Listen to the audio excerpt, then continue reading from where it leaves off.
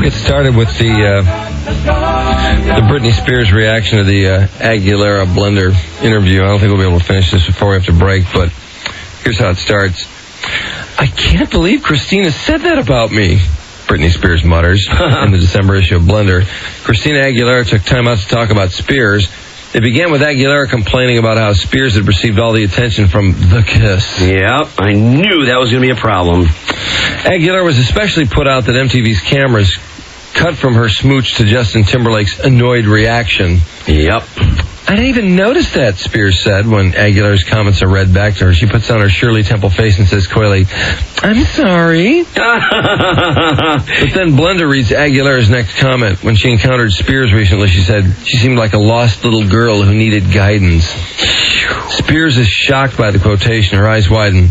That's funny, she fumes, because I hadn't seen her in 2 years, and then she comes up to me in a club in front of all these people and tries to put her tongue down my throat. I'm like, how are you? Spears, clearly furious at Aguilera's put-down, continues. I say, it's good to see you, and she goes, well, you're not being real with me. I was like, well, Christina, what's your definition of being real? Going after girls and kissing them after you haven't seen them for 2 years? God, can't you just, after seeing that ridiculous special on Britney that she produced, remember that? Yeah. It's like, and knowing how she sounds when she speaks, her inflections, I mean, can't you just hear this? God, yes. God, what a putz. A lost girl? I think it's probably the other way around. You can see that half of Spears knows she shouldn't be saying this, but Aguilera's offhand comments have clearly hurt. Yeah. She stops and apologizes, then, unable to resist, kicks off one last time. When somebody's been rude to you so many times, it's like, you know what, Christina? I'm really not about the fake BS anymore. You're scary, and I feel really dark when I get around you, so I need to be over here now. I need to be over here now? Yes. Oh, that's precious. All these people are so messed up. The outburst is, in a way, a relief, because Britany Spears has finally said something she really means. Oh, this is, great. Up to this point in our interview, Spears has maintained an icy self-control. Lip-sticked and expressionless, she walked into the room chewing gum, sat down, put her boots up on the table, and gazed into the distance. Brusque, you could call it, the sort of entrance that makes you think, this is going to be tough. So it was, up until the Christina outburst. Spears had answered questions politely, although sometimes huffily. A few times she didn't even reply or said, your point is? Oh, man. Or bluntly, that's a personal question, followed by silence. Boy, does she think she's hot crap, huh? You ask how many cigarettes she smokes a day, she says curtly, 9 million. That's because she's so mad that every time she smokes, people make a big deal out of it. So, well, she's a singer. I mean, I don't think it's really that dumb a question. Yeah, well, that's a quote-unquote singer. That's her way I guess of... a lip syncer can smoke 9 million cigarettes a day. Exactly. She never uses her voice. So the Blender guy then goes, 9 million, huh? You must have lungs of steel. Speaking of which, why don't you show me your lungs? So after he says, you must have lungs of steel, Britany says, yep, then I don't effing know. I'm sorry if I seem a little bit bitter, she says in her least apologetic voice. Oh, I'll bet they were just so happy when she took that lunge at Christina, though. They knew right then they had gold. But I've done a million interviews, and it's the exact same questions every time. Right. She draws a breath. Are we done yet? We've barely been with her 20 minutes at this point. Well, you know what? You don't have to do interviews, Britany, darling. You're the one that wants all the publicity. Yeah, you're the one that just can't live with yourself if you don't sell 6 million records. Exactly. And no doubt it was her camp that set this thing up to begin with. But then you can understand the pressure Spears feels. She's been a professional entertainer for exactly half her life. In 4 years, she sold more than 50 million records worldwide. She's the first solo female singer to have her first 3 albums debut at #1. More importantly, she's been simultaneously idolized and vilified for the extraordinary sexual power she possesses over both kids and grown-ups. Not since Elvis has one performer, using not much more than hips, beats, and a crafty wardrobe, made so many Americans so uncomfortable. Everything from her breast to her virginity have been subjected to the highest scrutiny. And she's still only 21. Her survival mechanism has been to build a hard exoskeleton. She admits she has a trick of retreating into herself. She says, a really good way of escaping in my head. I've always done that. Otherwise, I'd go freaking crazy. Oh. But we're now also in the era when the million-selling teens of the 90s are coming of age. They've grown up, and they're anxious to let us know they've changed.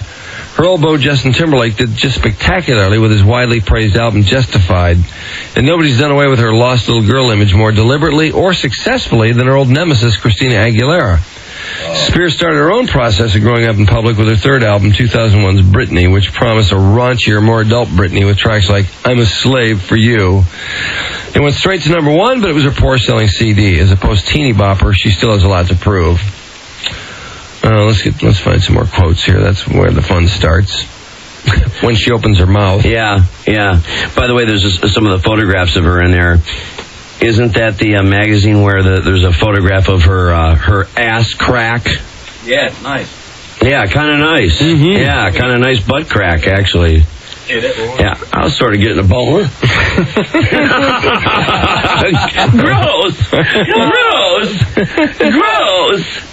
Gross. I knew this guy in school. That's all he used to say. He'd always go, gross. Every time he'd say, oh, gross. He was a metrosexual. After she completed touring for Britney, she was pooped.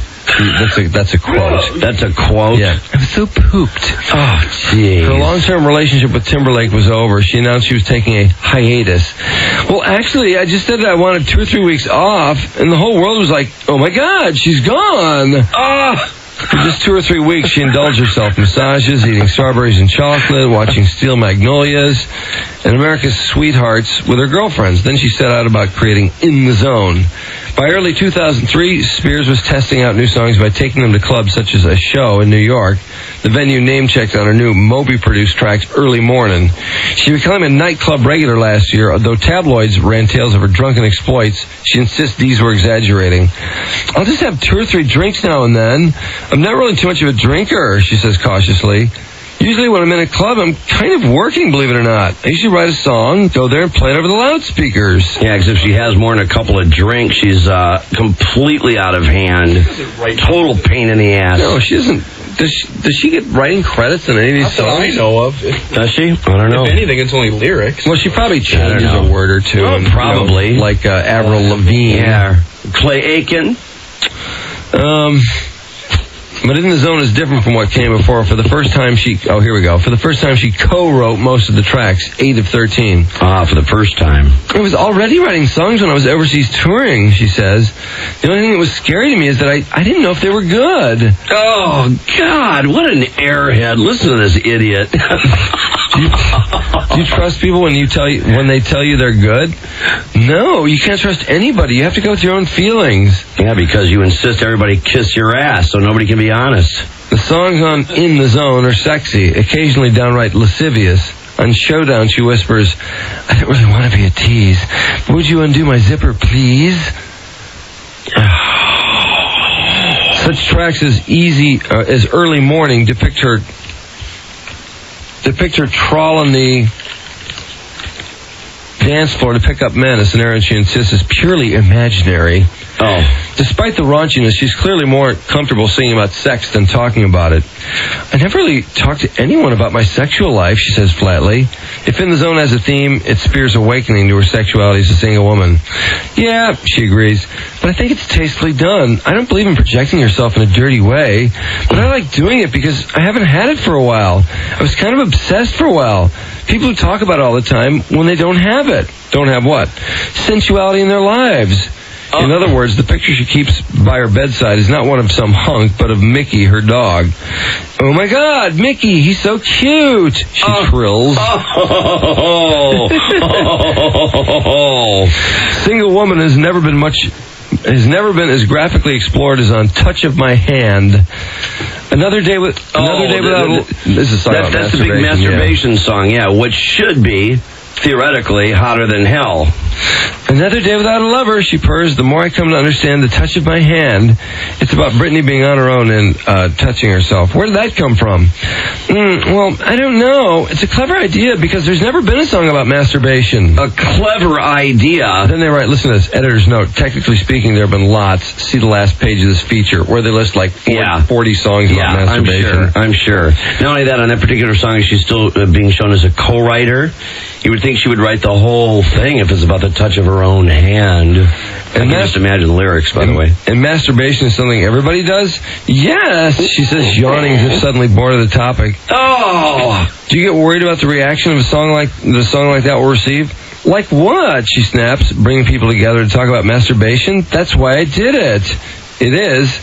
Well, if they don't like it, don't listen to it. She erupts in a burst of edgy laughter. God, is she ever annoying? Yeah, she is. Really, I mean, listen to this stuff. Listen to these inflections, all these things going on in her response to everything. Just like letting the audience just stand out there like that. Oh my God. Okay. So let's hurry, y'all. Seriously. This is retarded. They told me they were going to do a vamp. Do a vamp. Thank you, baby. Do a vamp. Oh no!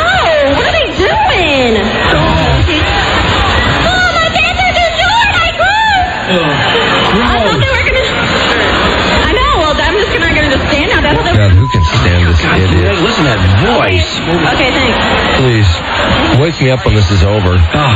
I mean, meaning her career. Mm-hmm. I would fast forward my life to the end of her career just to get it over with. I would sacrifice those years just to get her career over with, so I never to hear about her again. It'll be nice if we hit the fast forward button and it'll only be like, and it's already done. You know? Honest to God. And you talk about someone's voice breaking glass. Honestly, could that be any more shrill if she tried? Oh, God. Honestly. Well, what else have I agreed to fast forward my life to skip valuable years of my life just to get things over with? The Ben and J-Lo divorce. The Ben J-Lo divorce, yeah, I was going to fast forward my life. Also, the Julia Roberts-Danny Motor divorce. I've offered to fast forward my life to that point. You got to be careful, though, because 15 minutes of fame is now out to about 50 minutes of fame. Yeah, true. I mean, look, we're still talking about Monica Lewinsky. I'm just saying, be cautious with that. You might find yourself 80. I know.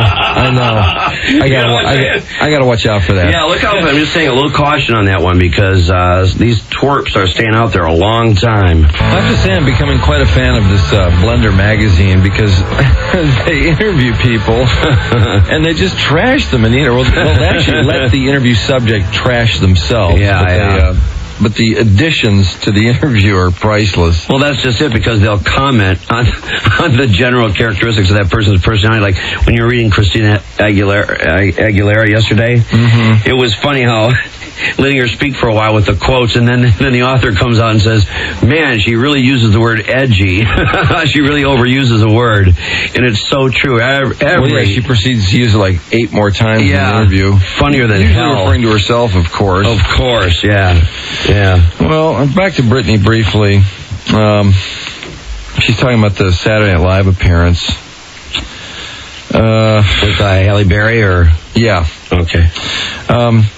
I already did that Madonna kiss at the VMAs, Spears' scripted reply goes. I feel like it's already been done. So when Lorne Michaels is trying to get her and Halle Berry to kiss, that would have been hot, too. Now that would have been absolutely 10 stars. Off-air, Spears affects shock at the reaction to the kiss.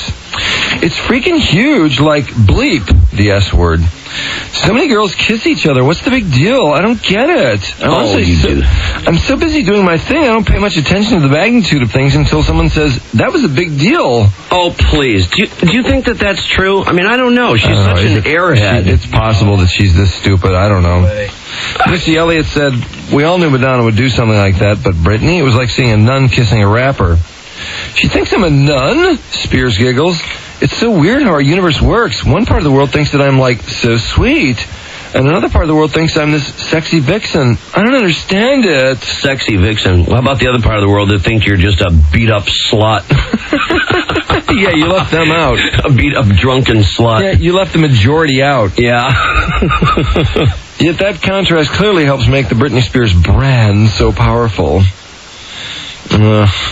She appears genuinely bewildered when mothers attack her for encouraging their children to look sexy. And they talk about that woman that said if she had an opportunity, she'd shoot Britney Spears. Right. Why would you say to something? Why would you say to someone who says? What would you say to someone who says something like that? I would say to chill out. I'm not responsible for their kids. The only person I worry about is my little sister, and that's it.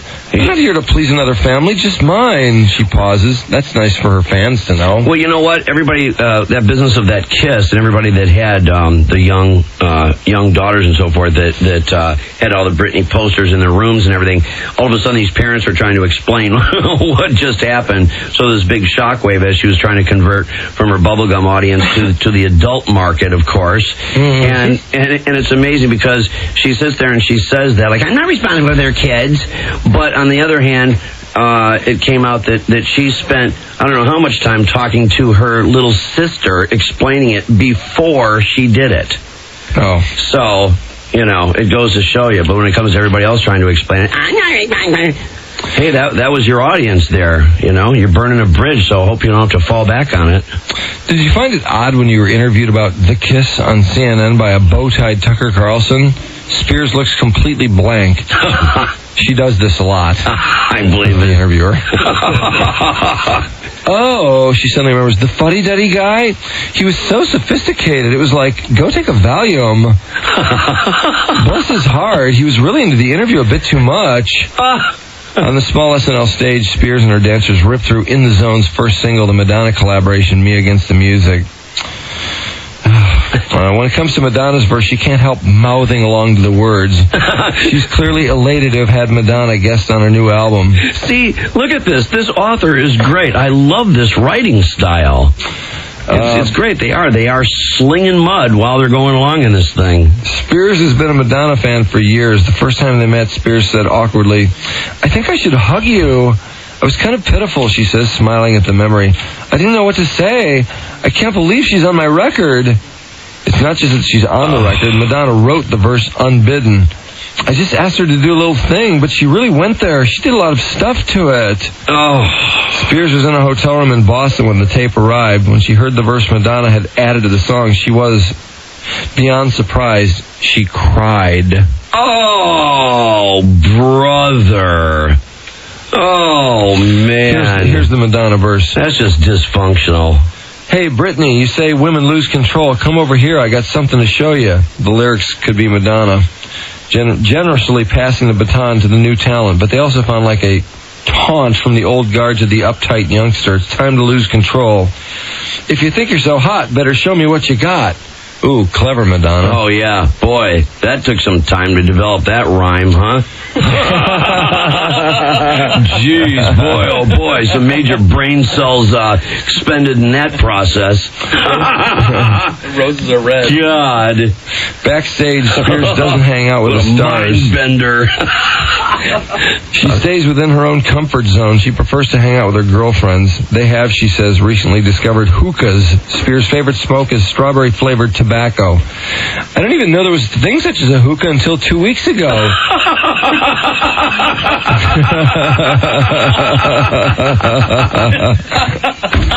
Listen to this.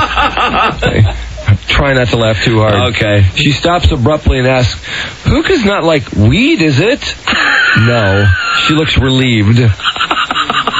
Sure, because she assumes something that has an appearance like that must be strictly for marijuana. Spears has drifted from her Baptist upbringing toward new agey self-help therapeutics. She reads books like Peter Marr's My Way, A Layman's Guide to Atoms, Physics, and the Human Experience. Not much physics, but a lot of Buddhism, and books on relaxation and self-realization like Eckhart Tolle's The Power of Now. On her wrist, she wears the same Kabbalah-inspired red thread that Madonna wears. Oh, yeah. It's supposed to ward off evil and people judging you and constantly giving you the evil eye, Spears says. Well, it's obviously not working now, is it? Once it's had as much as it can take, it falls off. She fingers it. What? It's supposed to fall off every 6 months. Mine falls off every other day, she deadpans. Oh, boy, there's a glimpse of her sense of humor. Wow. Oh, jeez. Oh, man. So, it should fall off every 6 months, huh? Mm-hmm. Basically, it was hers falls off every other day. Yeah. That's how tough the world is on her. It's falling off every other day because it's just rotting from all the sweat pouring from her skin from all the wild butt sex she's having. Then they talk about this ballad she performs, which sounds like it's about Justin. Yeah. Are you an autobiographical songwriter? I write about myself and my experience, but not to the point where it's so personal I feel self-exploited. But every time it appears to be about your ex. She says, then pauses. Is it? She answers flatly, that's a personal question. So you're not saying that that's not about Justin, you just don't want to answer the question because it's personal. Tight-lipped agreement. There follows a sort of uncomfortable pause you hope Spears will fill, but of course she doesn't.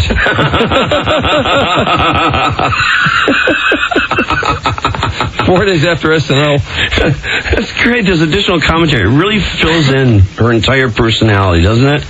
Yeah, it adds more than she can possibly say herself. Yeah, it's so true, man. It puts you right there with her. They're in Trump Towers. Our interview is not going especially well. Do you know how much money you have? I don't know, she says, exasperated. I know how much money I have in my trust fund, but that's a personal question. We're not asking you for figures, just are you the sort of person who keeps an eye on your money? Do you know how much a quart of milk is? I don't know, $4.50?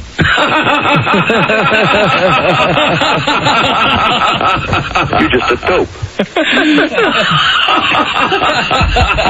I don't know, $4.50? During your so-called hiatus when Christina and Justin released their albums and both of them did well, didn't a part of you sit there and think, damn, I've got nothing out? I had my moment. I had my time. I think it's inspiring when Shakira or Avril Lavigne does something. Gwen Stefani, Madonna. We're all true artists. We're just here as vessels trying to bring some light to the world. That's all it boils down to. Seriously? Yeah. Oh, man. She said, so you never suffer from bouts of paranoia. What are you talking about? She said, suddenly testy. I just didn't understand where you're coming from. I can't believe.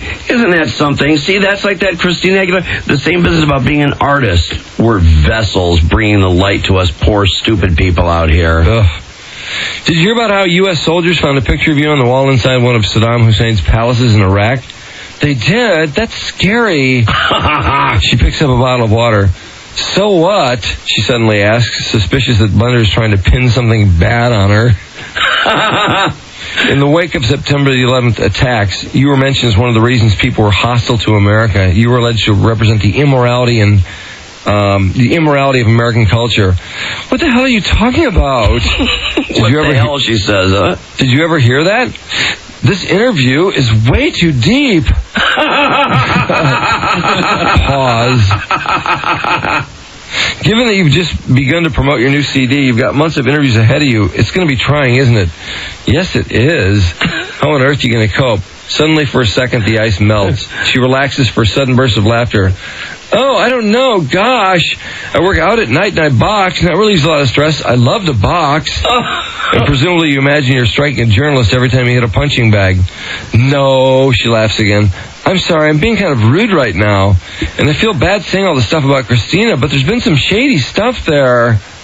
Later, we traveled down to New York's Gotham Hall, where Spears is rehearsing for a primetime concert special for ABC. When she arrives, she's herded straight in front of the cameras for an E-interview that's been scheduled into her airless promotion schedule. Earlier, Spears had insisted this time around she doesn't really want or expect the sort of mega stardom that she once enjoyed. Does anyone believe a pop star when she says that? Maybe Spears really means it, though. You know, I'm not at the point now where I want to sell 50 million records. I've been there, done that. I just want people to enjoy the music. She pauses for a beat. Although it would be nice to go to number one. The end. The end. Good God. Perfect.